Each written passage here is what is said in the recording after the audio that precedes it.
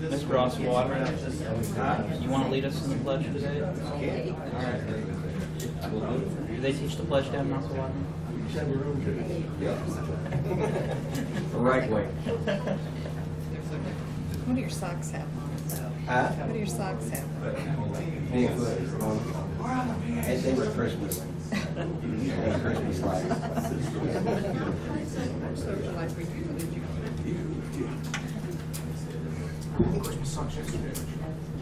I saw a lady with a Christmas sweater this morning. Really? Time.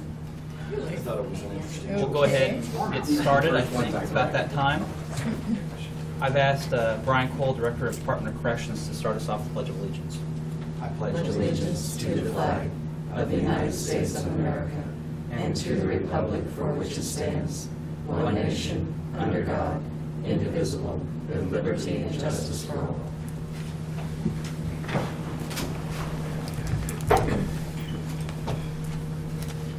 Good morning. My name is Kevin Cook. I'll serve as Vice Chair and Intermediate Chair, Interim Chair, with the absence of Commissioner Archer. I represent District 2. Joining me today is Commissioner Shelley Bueller, representing District 1. Good morning. So, good morning. Madam Clerk, if we could get started with our first item. First item under proclamations, presentations, number 1, legislative update, Jim Crowell, County Councilor. Good morning, Commissioners. Jim Crowell, Shawnee County Councilor. As you see, Megan has me set up foolproof, so I can't mess up the beginning of the presentation here. We've been talking about doing a legislative update for a while. We've been putting it off because there hasn't been a lot of bills with particular county interest, and I'll talk a little bit about why. I think we've all been following the headlines, and I used headlines from the Capitol Journal to sort of document what the path that we've gone through over the last couple of months. And it's interesting, when I was looking it up, you could find headlines about Kansas and its budget in the LA Times and other national newspapers. So it is a matter of interest. Before the legislative session started, I went to a meeting with legislators of both parties and county officials, and the one thing that kept coming up was the discussion of the structural imbalance in the state budget and the need to address that structural imbalance. Basically, when the session started, there was an approximate $350 million shortfall for the current fiscal year, and possibly in excess of $500 million going forward. So their main focus going in was to try to address that structural imbalance. They did pass some legislation to address that and sent it to the governor. Let's see. All right. There was an article starting out to just address the shortfall for the current year, would take the legislature doing across-the-board cut in the state budget of 6.9%. So that shows you how pressing the problems are, and they really have dominated the legislature and the discussion from this point. They did pass a bill to address that, and as we can see, into the first month, that bill was vetoed by the governor, sending them back to the drawing board on that. And then the next significant thing that occurred was the Gannon case issued by the Kansas Supreme Court regarding school finance. This was not a huge surprise. We all knew that this case was coming to a decision. Many believed that the Kansas Supreme Court would rule that the school finance formula was inadequate. What the Supreme Court did was order the legislature to address the inadequacy in funding for our schools by June 30th, 2017. They didn't exactly say what's going to happen if that does not occur, but we'll see. Hopefully, the legislature will be able to undertake this monumental task and to the benefit of all of us. Next, the legislature addressed Medicaid expansion and passed legislation to expand Medicaid. That also was vetoed by the governor. And then that took us into last Friday, where we had the what's called legislative turnaround, where the legislature took a break. And as the headline states,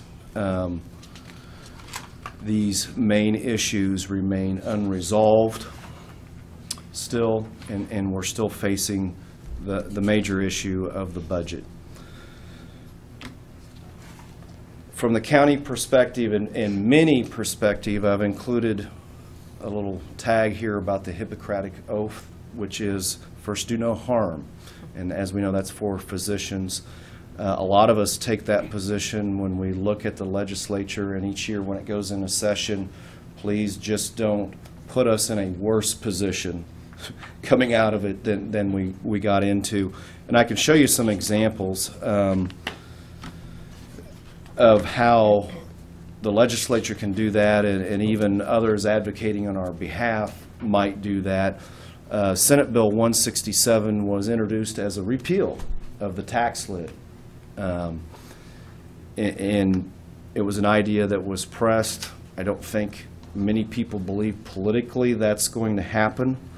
That was fairly quickly transformed into a bill that contains various provisions, such as a new provision for the election of county appraisers, a new provision that would require a county commissioner to attend informer taxpayer appeals with an appraiser and a taxpayer during the property tax appeal process. This legislation has not passed, but this is what happens when legislation is introduced on a subject. Sometimes there's a reaction to it, and this is one of those reactions. The Kansas Association of Counties has been working on House Bill 2376. And that is also addresses the tax lid. As it stands, when the county's budget exceeds the CPI, it increases and exceeds the CPI for the next year, it triggers an election process. What the Kansas Association of Counties, Kansas League of Municipalities, and others have requested and are working on are changing that from an automatic election process, which is costly in and of itself. And this issue, the tax lid, is to address costs and to help taxpayers. That's the purpose of it. So that process is costly. What is proposed is a petition process. This has not been passed, but they are working on it, and we'll see what happens. The legislature would, if it passes, the legislature would set the threshold for the number of signatures that would be required in order to trigger an election following a protest, which election it would be tied to, because as you know, depending on which election you tie that requirement to, it might raise or lower the threshold for triggering a protest election. So we're watching that.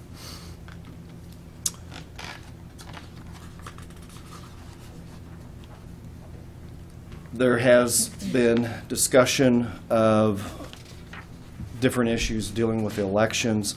I'm going to note the House substitute for Senate Bill 8. It has a provision regarding counting advanced ballots mailed on the date of election, but something we've dealt with here regarding the appointment or election of the election commissioner and the budgeting issues we've been discussing.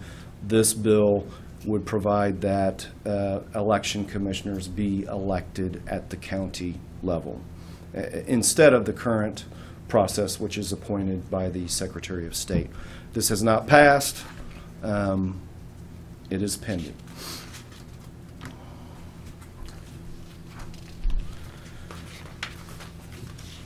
This House substitute for Senate Bill 70 will pass and will affect us. As you know, there was the tragic death of Caleb Swab, the son of a Kansas legislator at a water park in Kansas City. This legislation addresses that issue and addresses deficiencies really in the process for amusement parks, the process for creating amusement rides and inspecting and permitting those. So it will create a permitting and inspection requirement. It will require minimum levels of insurance. It does allow municipalities with parks that are covered by the act, which we will have. Our water parks will be covered by the act. Does allow municipalities to self-insure. And it'll put in a requirement for reporting of serious injuries in an annual inspection process. As soon as we get the final details on the bill, which will probably go in effect on July 1st, we'll be advising Parks and Recreation on what they're going to need to do to comply with that process each year. Jim, if I could just stop for a second on Yes. this. As it relates to the amusement rides, I know that we're still waiting for finality, so it's maybe just a bit premature, but outside of the water slides that we have at Parks and Recreation, would it contemplate covering things such as the carousel ride, the train, things that we have are slides at the different parks? I mean, I've read the current version. It's fairly broad, but I don't think it's broad enough to cover an ordinary slide. It does specifically cover water slides, obviously. And so I don't think it would cover, if you go to Gage Park and by the train, the slides there, or something like that. But it will cover definitely our water slides, and we'll have to take a look at the carousel and the train and some of the other items. It may cover that. and I guess that's probably what we should put an asterisk with at this point until the legislature adjourns and it's final. Correct. It's still in process. We'll be watching, and there will be, this is one you can be fairly certain on. You never know on things, but with this one, we're fairly certain this is going to pass, and there will be new requirements in place, and we'll be prepared to comply with those when those come through. Okay. The next two, Senate Bill 158 and House Bill 2275, both deal with the sanctuary city-county issue. Again, I don't know if this legislation will pass, but I never pass up an opportunity to say out loud and publicly that Shawnee County is not a sanctuary county. What I find interesting is the second tab, which it specifically prohibits the adoption of policies that requires Immigration and Custom Enforcement, that is a federal agency, a piece of the federal government, to obtain a warrant or demonstrate probable cause before complying with a detainer request to maintain custody. Now, I want everyone to think about that for a moment. And what that is basically saying is we're ordering you not to adopt a policy that you're going to comply with the Fourth Amendment of the U.S. Constitution. And take away who the current administration is and switch it to the past administration or any president, and decide if you think it's a good idea for federal officials to be able to order state and local governments to detain people without probable cause. Generally speaking, following the Constitution would be a good idea. It's worked for a couple hundred years for us. I hope we can keep that. Interesting.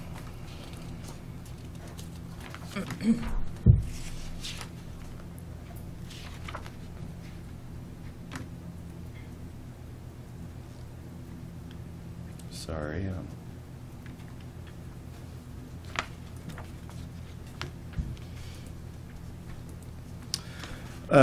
The Counselor's Office provided written testimony in support of House Bill 2289. It is taken a couple forms. I'm not sure what the final form is going to be, but this bill provides clarity to KPERS on some issues that we've dealt with over the years with KPERS that allows our employees to continue to receive service credit when they're off work connected with their work. It could be a public works employee who's been struck by a vehicle and is off work for 6 months recovering from that. KPERS has at times said, well, while that person is off for more than 10 days, then they are not earning service credit. It could be a law enforcement officer who has been shot in the line of duty and is recovering. And KPERS has said, well, if you're not actively at work working, what we want to do is set a bright line rule for KPERS that says if we are paying the employee for being off work, then please take those contributions and give that employee service credit. And that's what this legislation does. I'm not sure if it's going to, there have been attempts to narrow it to cover just law enforcement officers. I've argued it should apply to employees in general. We'll see where we end up with this. In either event, we'll be better off than we are now with the situation sort of murky with KPERS.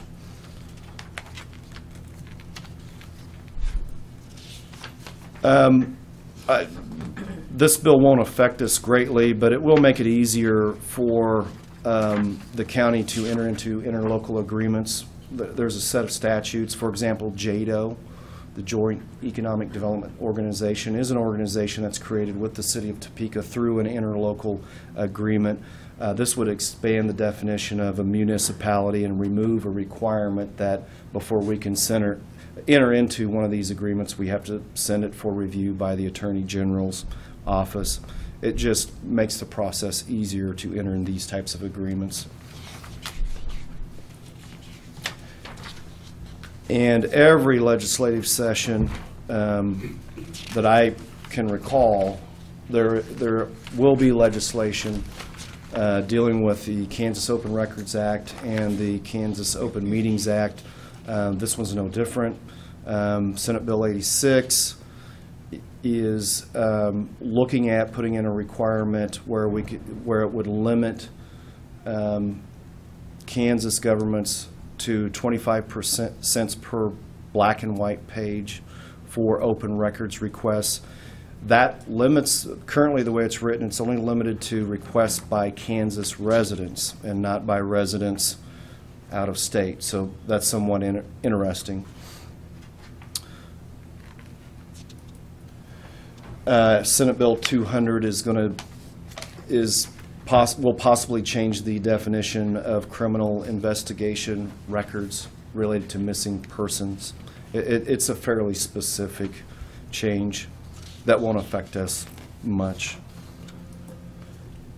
Kansas Open Meetings Act, this will affect us if it's passed. Not the way we do business, just how.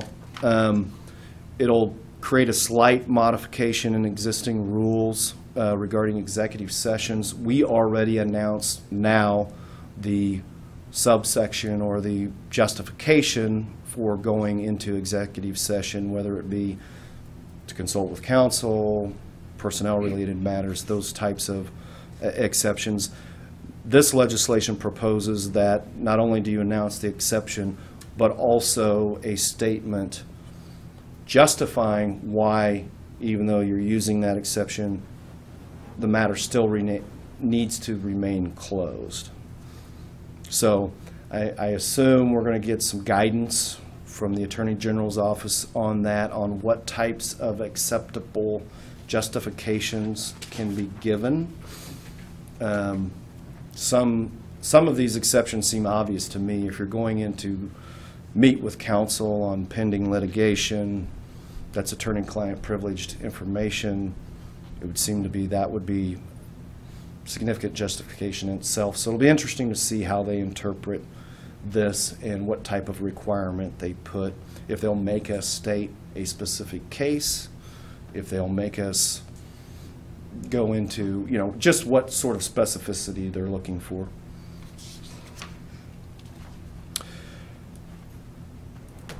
That's everything that's pending that I've selected. There's more out there, but these are the things I think we need to keep our eyes on.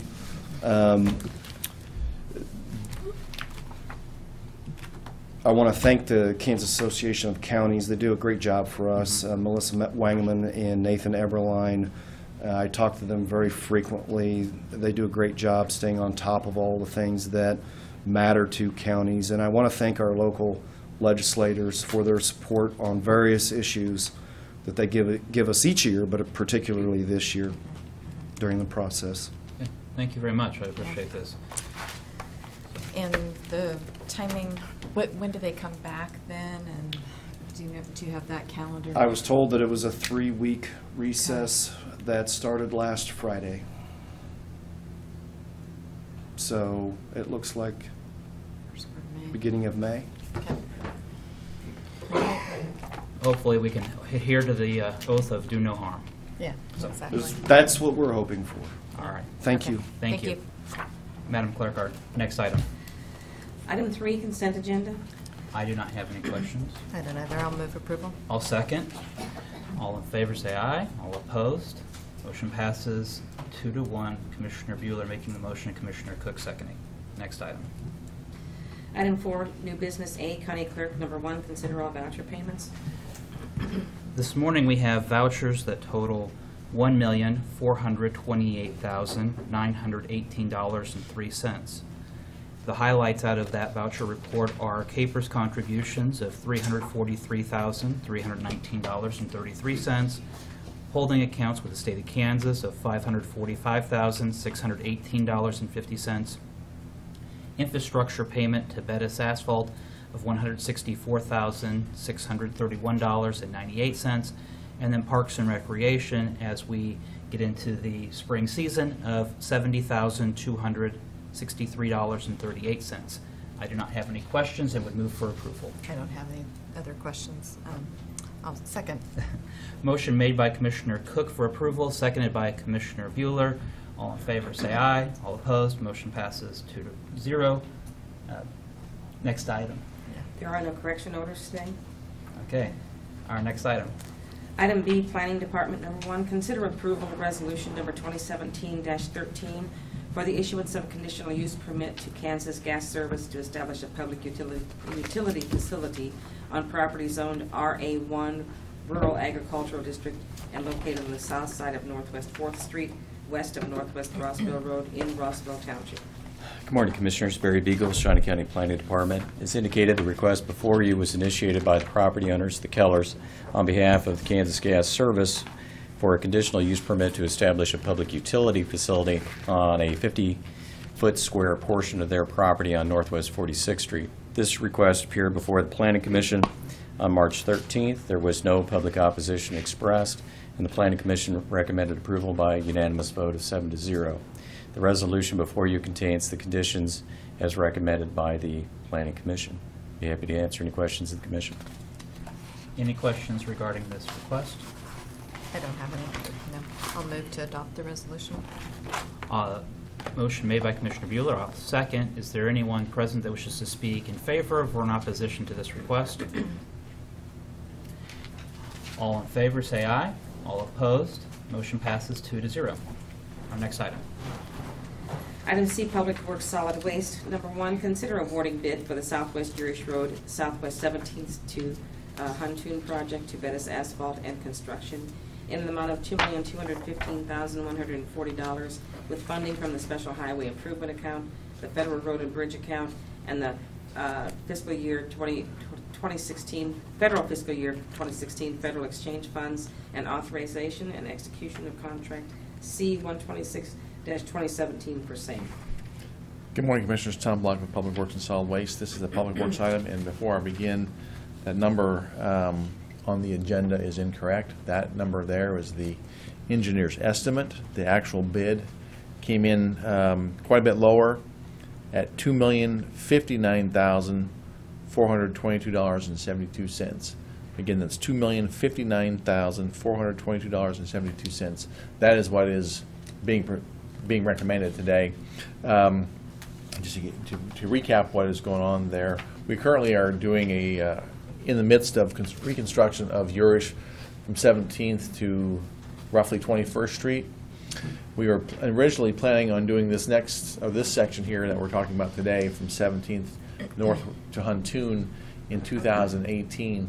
As we're having some discussions with the City of Topeka staff, they are also looking at doing a project in the I-470 Arvonia Huntoon intersection there in 2018, and we physically could not have those two projects going on at the same time. So we did what we could to move our project up a year in the hopes of being able to do it this year. We believe that we have accomplished that, so we went ahead and took bids for this next section. So we'll, if approved, we'll then be constructing both phases, which will go from Huntoon all the way up to basically the roundabout at 21st Street. So we did take bids. We received 2 bids, and again, the low bid was submitted by Bettis Asphalt, who is also doing the current phase that's under construction right now. So it'll work out well as far as coordination is concerned. And so it is our recommendation that the contract be approved. If there's any questions, I'd be happy to try to answer them. Any questions regarding this contract? Just the timing, when will it start? I know they've started some preliminary utility work and all that, Yeah, but they would start in early May. early May. And this phase, the current phase that's going on now from 17th back towards 21st is to be completed by mid-August. This one would start in May and go until, I believe, the end of November. Okay, all right. Will this close all of Urish, or will there still be partial traffic availability? On Urish, it'll pretty much be closed, but the roundabout at 17th Street will remain open. So those folks in the Hidden Valley subdivision off to the west of there will be able to come across at the roundabout and head eastward towards Wanamaker area. Good. I have no further questions. I'll move to approve the contract. All second. All in favor say aye. All opposed. Motion passes 2-0, being moved for approval by Commissioner Bueller, seconded by Commissioner Cook. Next item. Item C2, consider approval of request to fill a vacant mechanic position at a salary including benefits of $56,721.54, and to fill any other positions that become vacant as a result of filling this one. Commissioners, Tom Block again with Public Works and Solid Waste. This is a Public Works position, and we have one of our mechanics who has indicated that he and his family will be moving to western Kansas here shortly, so we would like to have permission to fill that position and any other subsequent positions that may open as a result of it. So if there's any questions, I'd be happy to try to answer them. I don't have any. I'll move for approval. I'll second. Motion made by Commissioner Cook, seconded by Commissioner Bueller. All in favor say aye. All opposed. Motion passes 2-0. Next item. Item C3, consider approval of resolution number 2017-14, rescinding resolution number 2016-52, and authorizing the removal of a stop sign at the northeast corner of Southwest 107th and Wanamaker Road. Commissioners, Tom Block again with Public Works Solid Waste. This is a Public Works item, and this is an item that was brought to your attention or brought before your consideration back last August, I believe. We received a request from Williamsport Township who wanted to install this stop sign at this intersection. Subsequently to that, it was then discovered that at this intersection, the township, this is right on the township boundary line between Williamsport and Auburn Township. There is a slight little jog in the township boundary line right at this location by about 25 or 50 feet. So the location of this stop sign, whereas Williamsport thought it was in their jurisdiction, actually is in the jurisdiction of Auburn Township. And Auburn Township does not want to have that stop sign located there.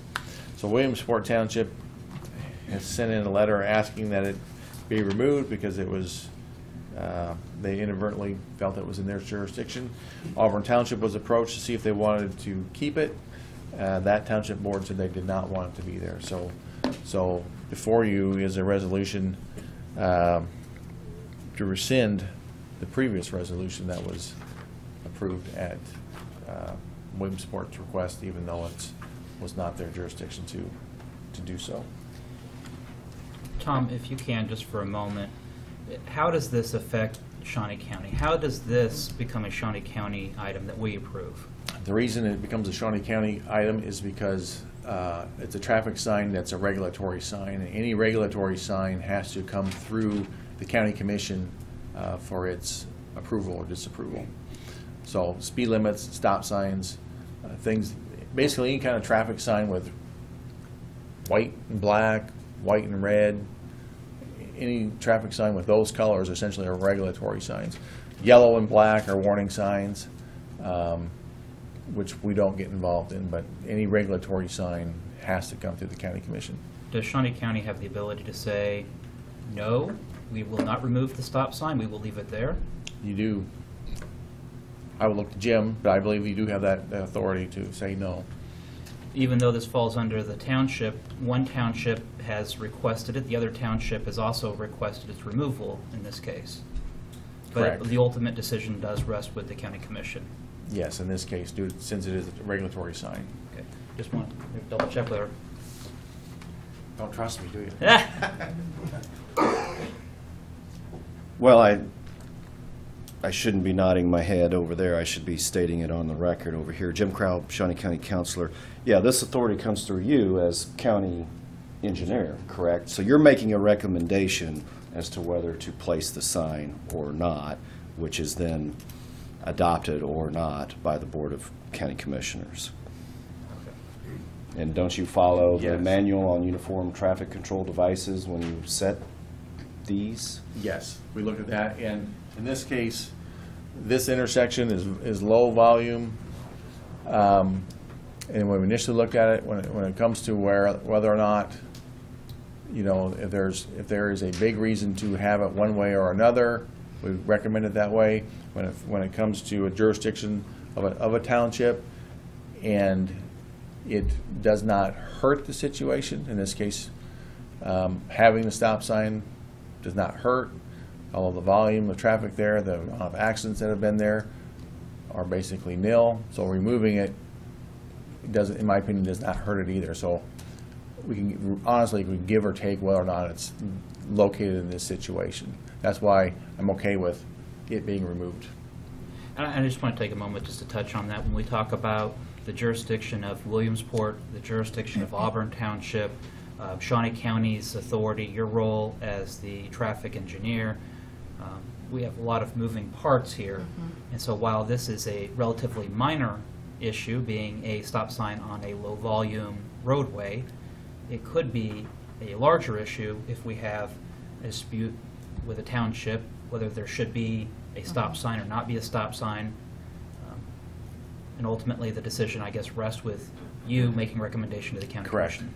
Yes. What, can I ask, what was the original reason why they wanted the stop sign? They had a constituent who wanted it, is my understanding.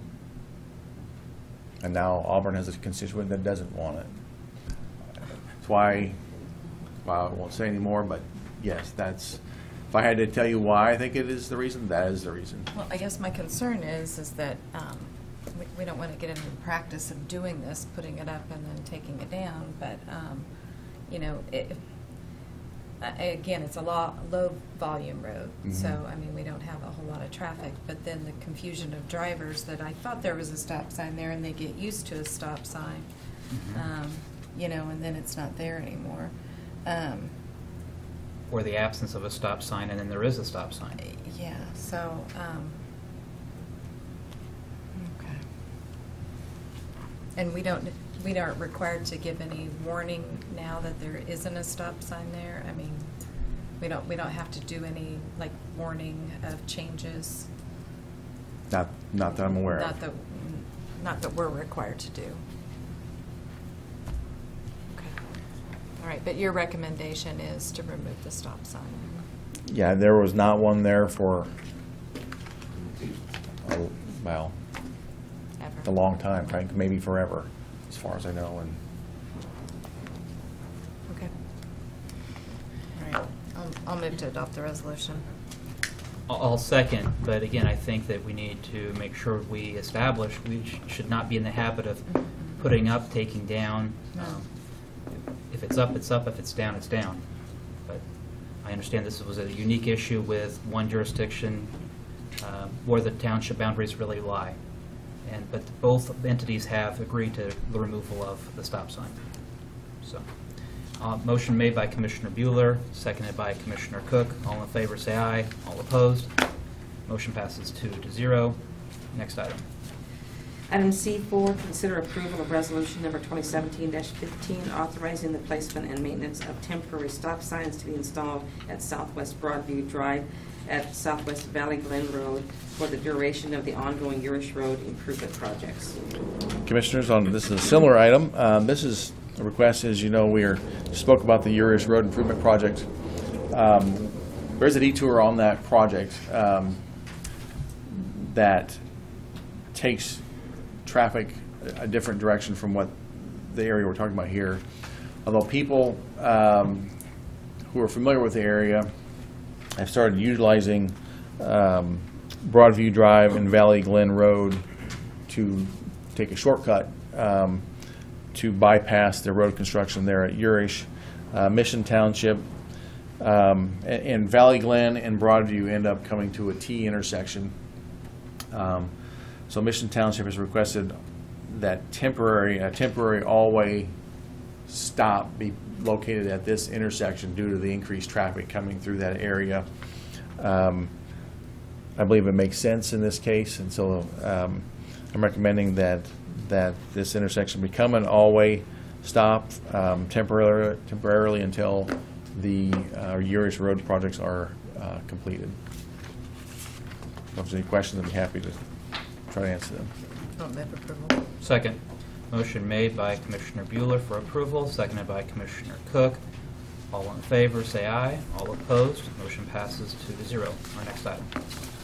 Item D, emergency management. Number 1, consider authorization and execution of contract C-127-2617 with the North Central Regional Planning Commission and the Regional Homeland Security Council for the transfer of grants-funded equipment message board at no cost to the county.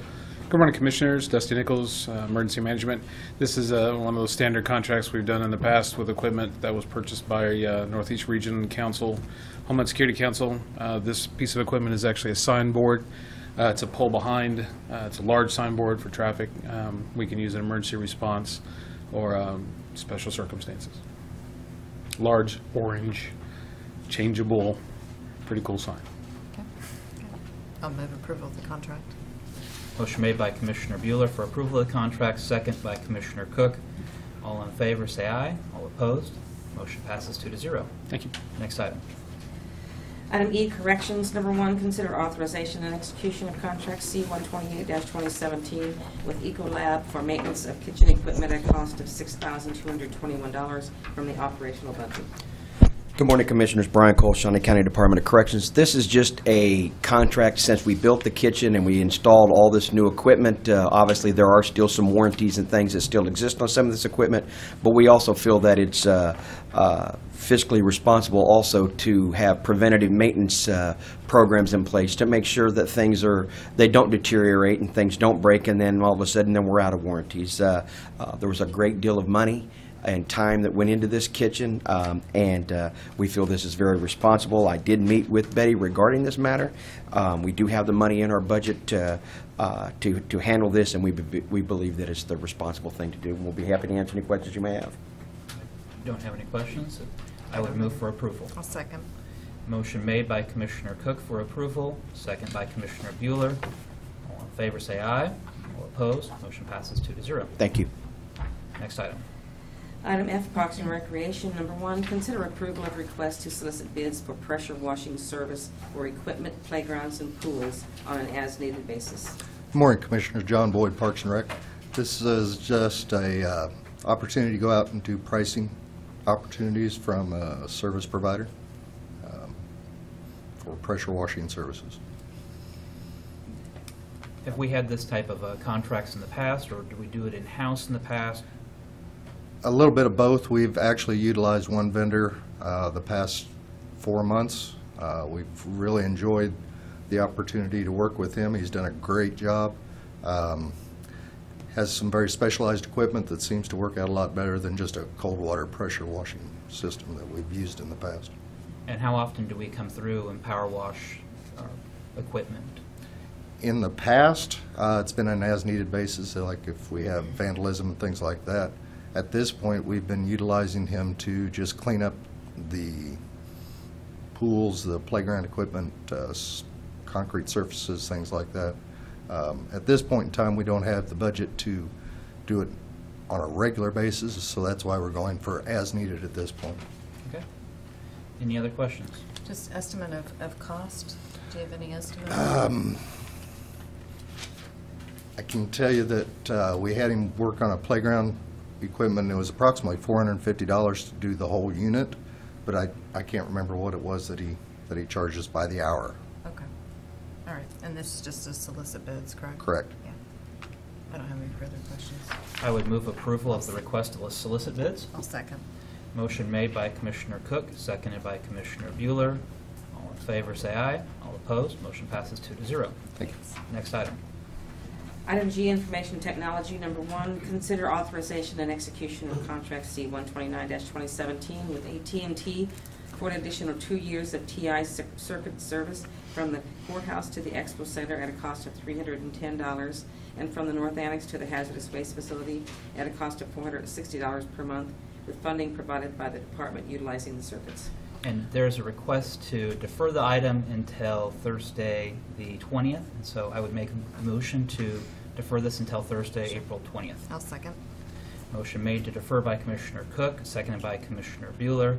All in favor say aye. All opposed, that motion passes 2-0. Our next item. Item G2, consider authorization and execution of contract C-130-2017 with Software House International for annual maintenance of the PRTG network monitoring software at a cost of $510 annually, with funding from the 2017 IT budget. Good morning, Commissioners. Pat Oblander with the Information Technology Department. This is an annual renewal for a piece of software that network administrators use to monitor the health of the network components that we use to shift traffic around throughout the network. If something goes down, this software will recognize that there's a problem and send an alert to the administrators via email or text, and it helps us more quickly respond to problems as they occur. So I would request your approval to renew that maintenance. If you have any questions, I'd be happy to answer those. I'll move approval. Motion to approve by Commissioner Bueller, second by Commissioner Cook. All in favor say aye. All opposed, that motion passes 2-0. Next item. Item G3, consider authorization and execution of contract C-131-2017 with MVP System Software for job scheduling software at a cost of $3,500, with funding from the 2017 IT budget. Commissioners, this item is, again, a maintenance renewal. This is for another piece of software that we use to automate jobs that need to be ran on a regular basis. Things such as kicking off backups or checking to see if results are available from a particular software run.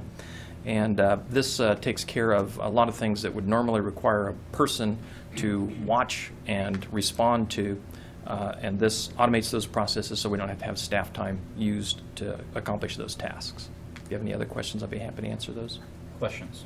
I don't have any. I'll move approval of the contract. Motion made by Commissioner Bueller for approval of the contract, second by Commissioner Cook. All in favor say aye. All opposed, motion passes 2-0. Thank you, Commissioners. Thank you. Thanks. Our next item. Item 5, Administrative Communications. Anybody with items to bring before the Commission?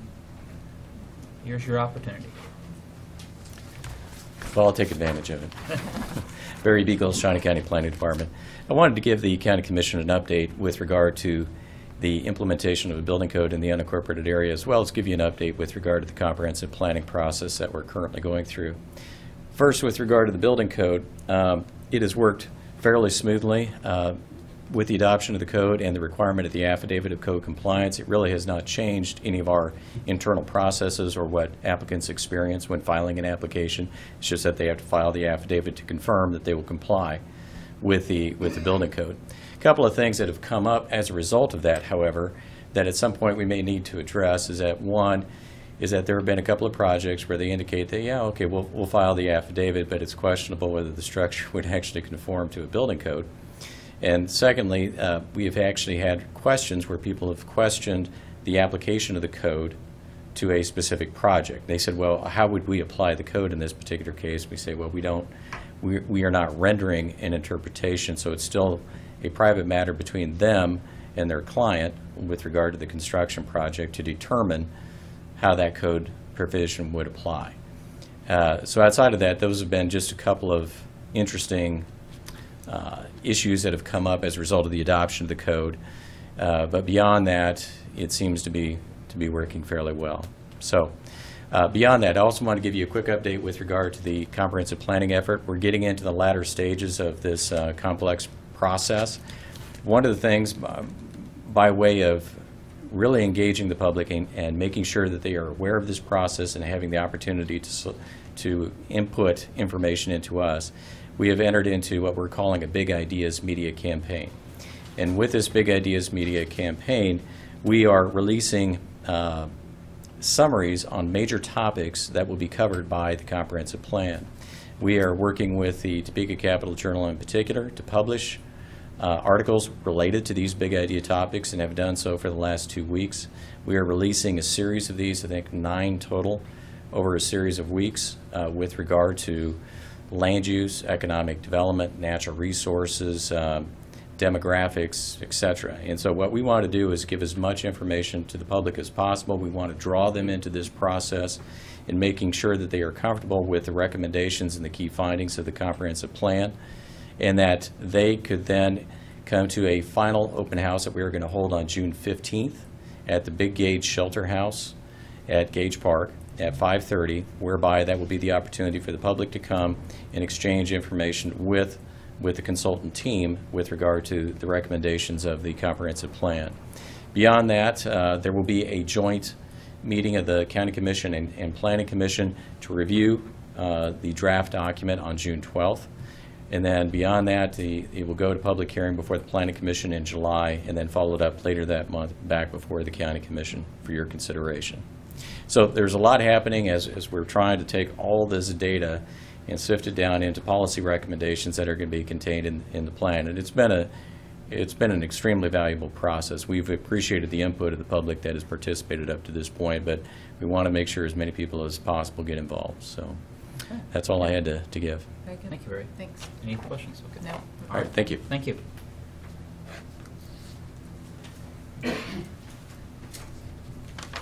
Good morning, Commissioners. Cindy Evans, Shawnee County Extension. I just had 3 announcements I wanted to make. Tuesday is our annual From Farm to You program. We host around 1,000 second graders along with their teachers and parents who come along as chaperones to teach them how all parts of a pizza are started on Kansas farms. So it's always a busy time. I think we've got good weather. A couple years ago, we actually had snow that day. I'm thinking that's not going to be the issue this day. So you're welcome to come out and take a look at what's going on. We're in the Domer Arena. So it should be a fun day. I also wanted to let you know that our board interviewed Tuesday evening for the horticulture agent position that's being vacated as Jamie Kidd retires. We have had Ariel Whiteley accept that position. She is a K-State grad and has been working in the greenhouse and nursery management industry for a few years and will join us on May 8th. So I will bring her down shortly after she gets on board so that you can meet her. But we're very excited about the youthfulness that she brings and a lot of expertise. So it'll be fun. And then finally, I just wanted to end with a thank you to Jim Crowell and to the facilities group. We have had a number of maintenance issues at the Extension office that are all done and look awesome. The steps were deteriorating. You know, the handrail was falling off and created some safety issues. We didn't have any lines on the parking lots, a variety of things, and I had brought that to the Expo Advisory, then back here. It's been all taken care of in short order, and our facility is looking really good. In our 2 meeting rooms last year, we hosted 449 meetings that involved the public.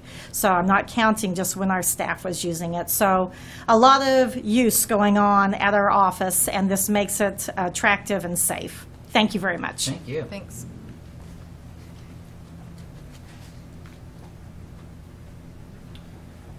Good morning, Commissioners. Les Crooks, Kansas Expo Center. Relatively quiet week at the Expo Center for a change. Barrel race yesterday, and we've got a wedding reception and a corporate party and some Harley rider trading going on this weekend. But more importantly, Monday is the 30th anniversary of the Expo Center opening. Wow. So we, SMG, will be kicking off a program. We'll get more details out as it goes along, but we've got some nice surprises planned and some unique opportunities for some local folks to participate in some of the things that we're going to be doing. So we look forward to rolling that out and getting the public to know more about it. Sounds great. Thanks. Thank you.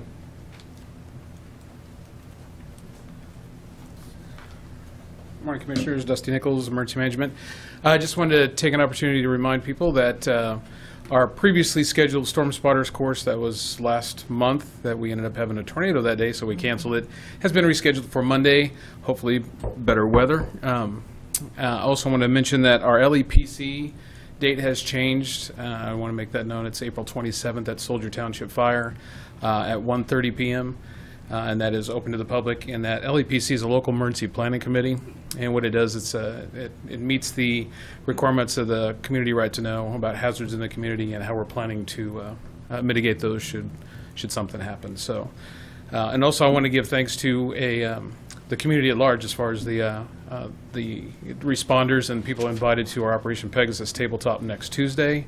I got word this morning that we are going to have some Topeka Police Department available for that. And that was a big thing. They weren't sure with their manning, but they came through. So kudos to them and thanks to them. So, all right. Good. Thank you.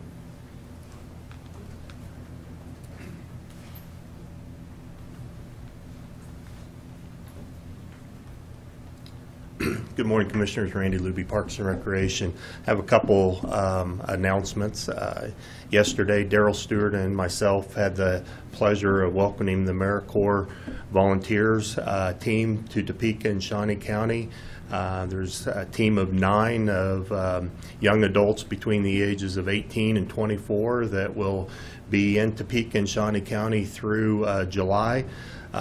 Majority of their work will be with the city, but we do have them helping with several projects with Parks and Recreation once or twice a week. They're going to be with Tom Hammer at the Dornwood Park, working on the trail, as well as once the summer gets rolling with summer camps. So we welcome them. They're enthusiastic and they're from all over the nation. Chicago, Philadelphia, Boston. It was kind of cool to see that wide assortment. First time in Topeka for the majority of them. The second announcement would be just a reminder that we still have tulip time going on at the Lake, Gage, and Old Prairie Town, as well as the event at Old Prairie Town, Tulips at Twilight. I don't know if any of you have been out to that. I saw pictures. I'm taking my wife tomorrow night out to it. The word that everybody describes is wow. It's a beautiful event, and I'm looking forward to seeing it myself. So just want to welcome everybody to do that. Great. Good. Thank you. Randy. Any other administrative communications? All right, our next item. Well, I guess, Commissioner Bueller, do you have? Actually, I do. Harlem Visioning has their meeting tomorrow, 7:30. That's open to the public as well at Washburn Tech. And then actually tonight there is a Lake Shawnee public meeting talking about water quality. That starts at 6 o'clock. I believe it's at that is the event center. And there's a number of, Parks and Rec is speaking, Extension is speaking. We have the KDHE is there as well, just talking about best practices for taking care of that area around the lake so that we maintain a good water quality for the lake, which, you know, impacts our economics and camping and everything else. So. Absolutely. Thank you for bringing that up. And sorry to skip over. No, that's okay. That's good. There's a reason why if you're not chair for 3 years, you get out of the habit. Yeah, it's hard. So, I don't have any administrative communications this morning. I guess we're ready for our final item. Item 6, executive session. I do not believe there's a need for an executive session. We would be adjourned. Yeah, definitely.